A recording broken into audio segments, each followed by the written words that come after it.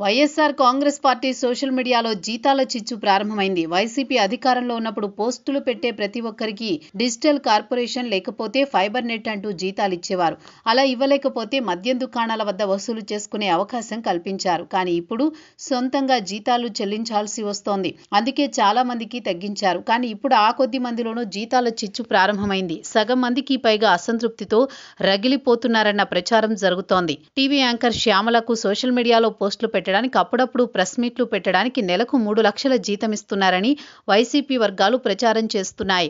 Party కోసం తిరిగితే అదనంగా డబ్బులిస్తున్నారు. అలాగే ఇటీవల కొంతమంది జైళ్లకు వెళ్లి వచ్చిన వాళ్లు పర్మనెంట్ గా సోషల్ మీడియాలో పని చేయడానికి లక్షల్లో ఇస్తూ పార్టీ ఆఫీసులోనే పనిచేసేలా ఏర్పాట్లు చేశారు. అయితే వీరంతా ఒకే వర్గానికి చెందినవారు కావడంతో అసలు సమస్య ప్రారంభమైంది. సోషల్ మీడియా సిబ్బందికి చాలా తక్కువ జీతాలు ఇస్తున్నారు. గతంలో జగనన్న యాప్ అని ఉండేది. ఇప్పుడు అది లేదని చెబుతున్నారు. ఆ యాప్ ద్వారా గతంలో పోస్టులకు ఇంత అని ఇచ్చేవారు. ఇప్పుడు ఆ ఏర్పాటు లేదు. కానీ పేటీఎం అనే ముద్ర మాత్రం పడిపోయింది. ఇప్పుడు నేరుగా జీతాలిస్తున్నారు. స్వచ్ఛందంగా పనిచేసేవారు కొంతమంది ఉన్నా వారు జీతాల గురించి తెలిసిన తర్వాత తమ గురించి పట్టించుకోవాలని ప్రస్తుతానికి పేరుకే సోషల్ మీడియా ఇన్ఛార్జిగా ఉన్న దొడ్డ అంజిరెడ్డి వెంట పడుతున్నారు. వీరి బాధ తట్టుకోలేక ఇలాంటి వారి ఫోన్లు ఆయన ఎత్తడం లేదని చెప్పుకుంటున్నారు.